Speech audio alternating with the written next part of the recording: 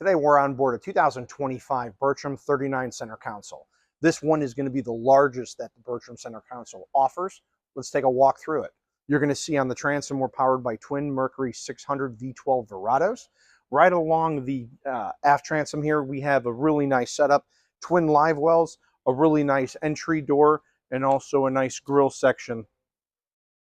This fully opens up right into the cockpit here. You're going to see we have transom seating all the way across, and then also a really nice port side dive door entryway so you can come aft, or if you wanted to dive and do some fishing, pulling your tuna, you have access right there.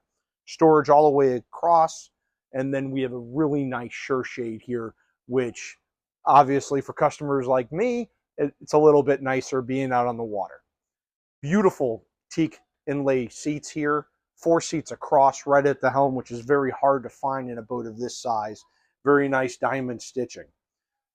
You have a one-piece windshield here, great visibility. We have the protection, but it's still opened up to the elements so we can get a nice breeze. You're going to notice we have your joystick with the skyhook, your full transom controls for your motors, and then twin Garmin electronics. Mercury vessel view is located midship forward. And then you have great entries on both sides to be able to walk.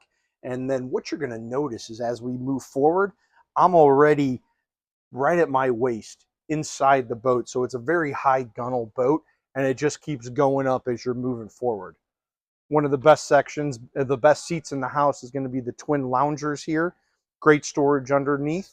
And then a very large bow seating area here, option for a table. And then you have inlay backrests built into the gunnels.